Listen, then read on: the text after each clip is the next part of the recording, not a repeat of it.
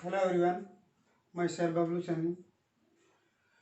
तो students, last lecture में हम बीएससी फाइनल के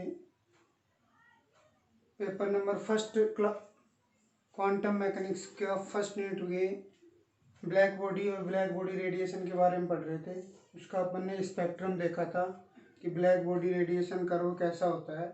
आज हम उस ब्लैक बॉडी की असफलताएं जो क्लासिकल मैकेनिक्स द्वारा समझाई गई और क्लासिकल मैकेनिक्स इसको समझाने में असफल रही, तो हम आज के टॉपिक में क्लासिकल मैकेनिक्स की ड्रॉबैक्स देखेंगे, कमियां देखेंगे कि जो ब्लैक बॉडी रेडिएशन कर्व है उसको समझाने में असफल कैसे रही क्लासिकल मैकेनिक्स। तो आज का टॉपिक हमारा है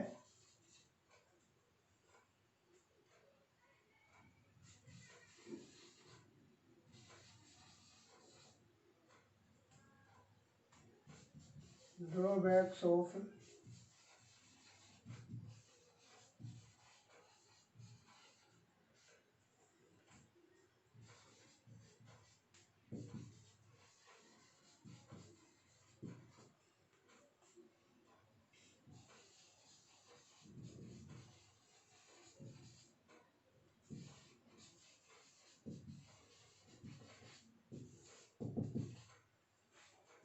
तो देखो, क्लासिकल मैकेनिक्स को के अंदर ब्लैक बॉडी कर्व को समझाने के लिए दो नियम दिए गए और दो नियम, पहला जो नियम दिया गया वो वीन के द्वारा दिया गया जिसका नाम है वीन रेडिएशन लॉ।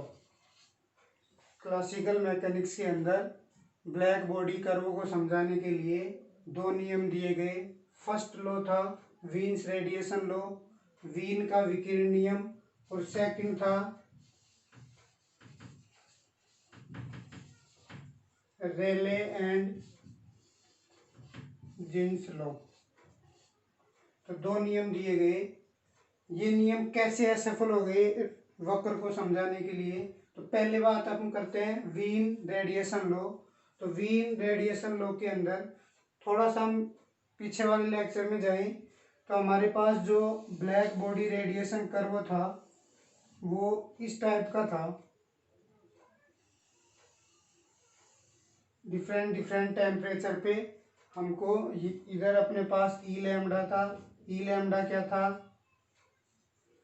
स्पेक्ट्रमी उत्सर्जन क्षमता। और इधर अपन क्या ले रहे थे? Wavelength lambda. तो इसका मतलब ये है कि पहले जो कर्व है वो लैम्डा के साथ बढ़ रहा है, उसके बाद में कर्व क्या हो रहा है? लैम्डा के साथ कम हो रहा है। तो यहाँ से हम पहले बात करते हैं वीन विकिरण नियम की। तो वीन विकिरण नियम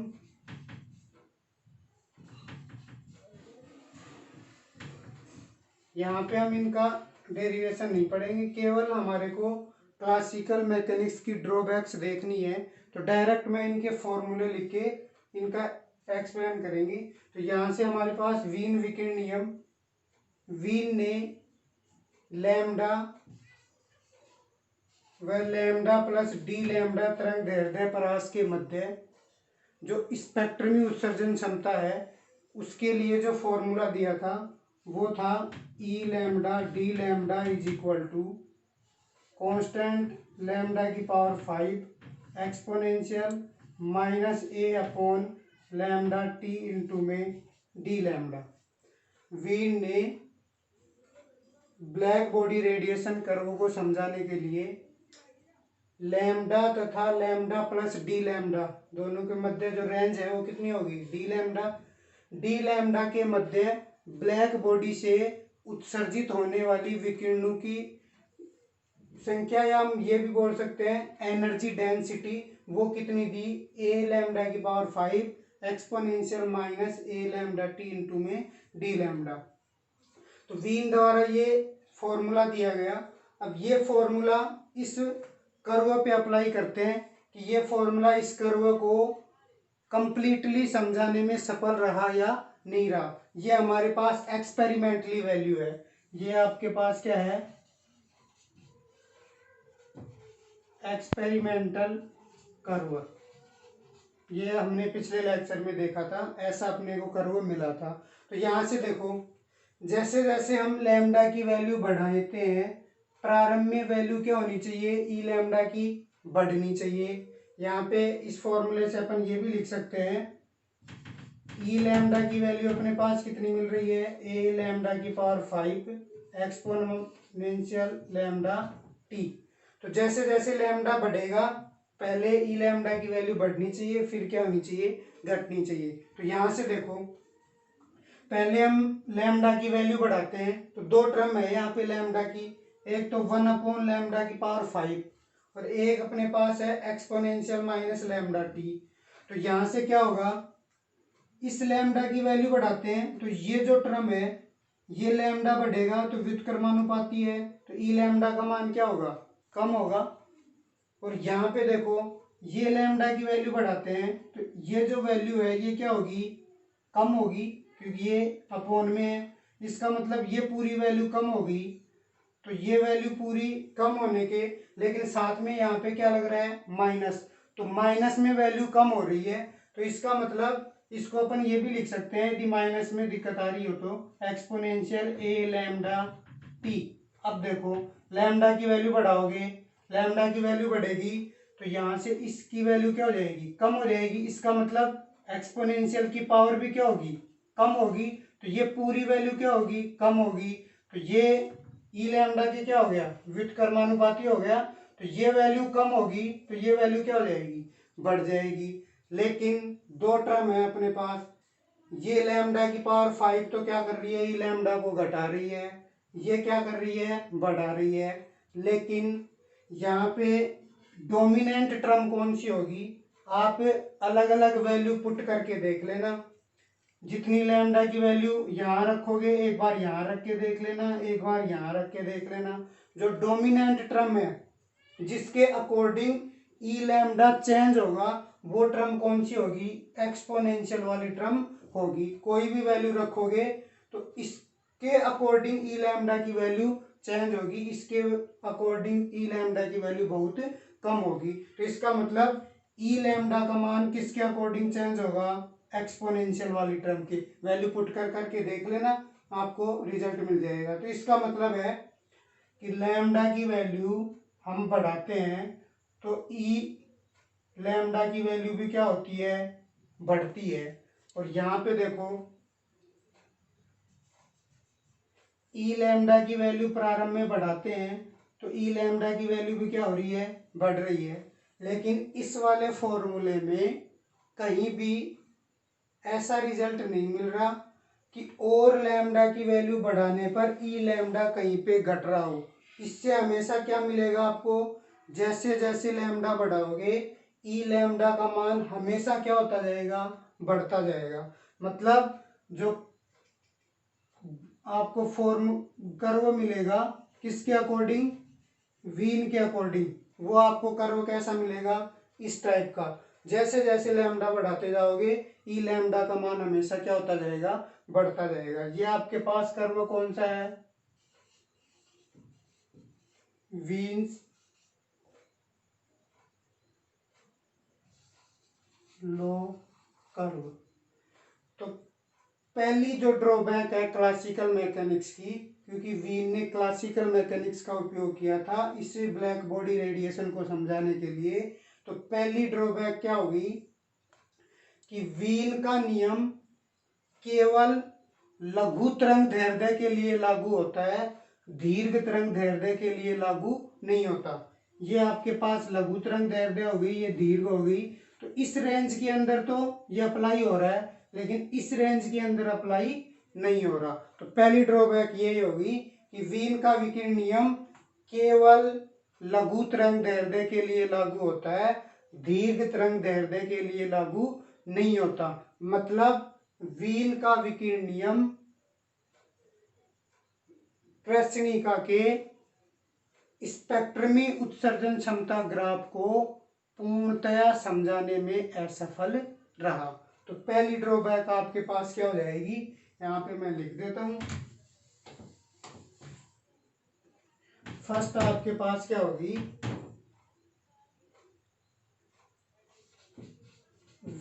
का विकिरण नियम केवल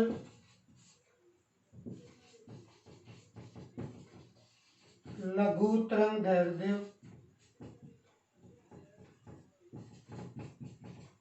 प्रास में ही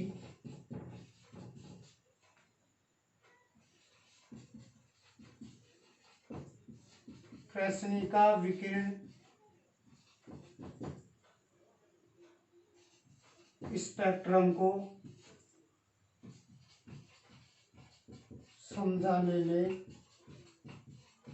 सफल रहा। दीर्घ तरंग दैर्ध्य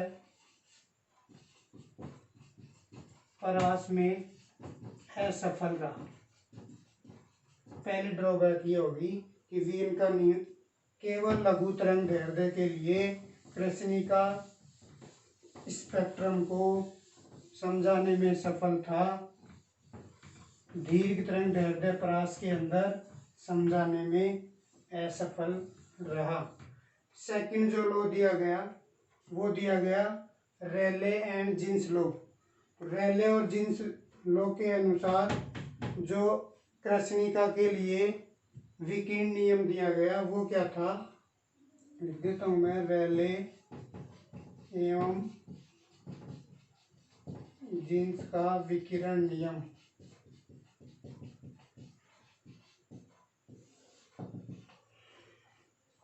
तो यहाँ पे जो दिया गया उनके द्वारा यू लैम्डा डी लैम्डा, ये मैंने एनर्जी डेंसिटी की फॉर्म में ले ली, आप ई लैम्डा भी ले सकते हो, वो स्पेक्ट्रम में उत्सर्जन क्षमता है।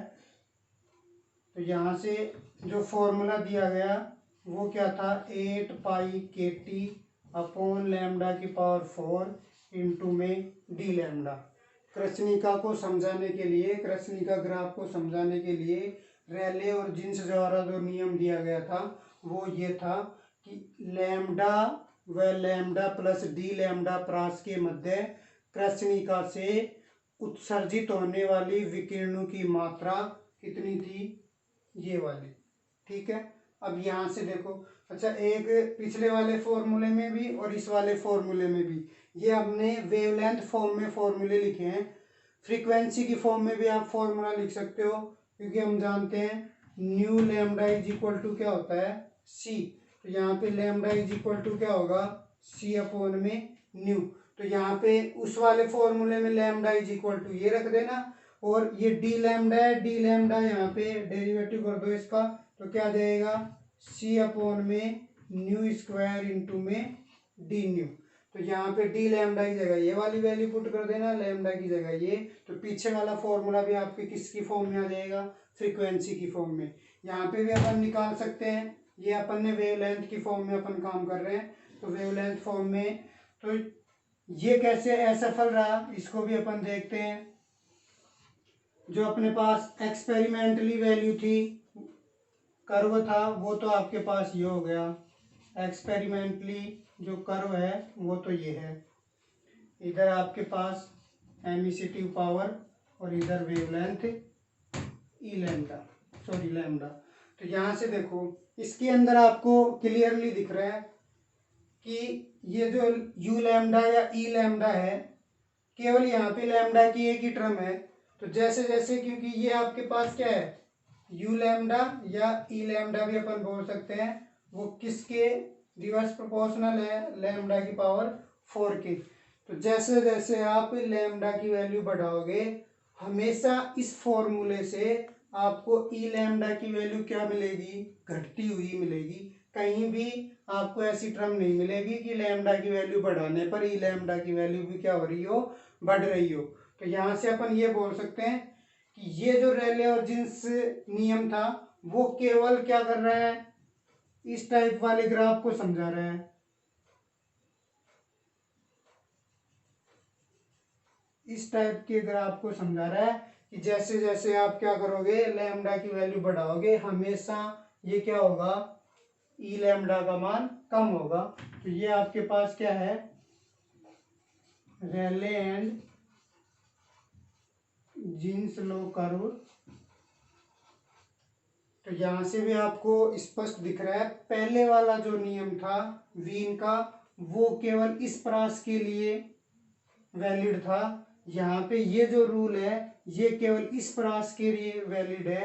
इसका मतलब वो तो आपके लघु तरंग दैर्ध्य के लिए लागू हो रहा था, ये केवल किसके लिए लागू हो रहा है, दीर्घ तरंग दैर्ध्य के लिए। तो इसका मतलब ये रेले और जीन्स का विकिरण नियम भी जो एक्सपेरिमेंटली करवा रहा था उसको पूर्णतया समझाने में क्या हो गया, असफल हो गया। तो यही आपकी क्लासिकल मैकेनिक्स की जो स्पेक्ट्रमी उत्सर्जन क्षमता ग्राफ था ब्लैक बॉडी के लिए उसकी असफलताएं हैं। पहली असफलता तो आपके पास क्या होगी, पहले अपन क्या बोलेंगे कि क्लासिकल मैकेनिक्स के आधार पर ब्लैक बॉडी स्पेक्ट्रम को समझाने के लिए दो नियम दिए गए। पहला नियम था वीन का विकिरण नियम, दूसरा था रेले और जीन्स का विकिरण नियम। पहले वीन के विकिरण नियम के अनुसार फॉर्मूला दिया गया, उसके आधार पर केवल ग्राफ को लघु तरंग दैर्ध्य के लिए समझाया जा सकता है। दूसरा जो रेले और जीन्स के द्वारा नियम दिया गया उसके आधार पर केवल दीर्घ तरंग दैर्ध्य के लिए ग्राफ को समझाया जा सकता है। इस प्रकार से क्लासिकल मैकेनिक्स चिरसम्मत सांख्यिकी ब्लैक बॉडी के स्पेक्ट्रम को पूर्णतया समझाने में क्या होगी, असफल होगी। तो ये दो ड्रॉबैक थी क्लासिकल मैकेनिक्स की।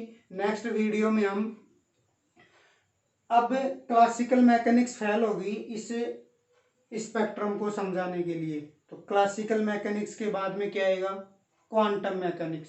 क्वांटम मैकेनिक्स इस ग्राफ को कंप्लीटली समझाने में क्या होगी, सफल होगी।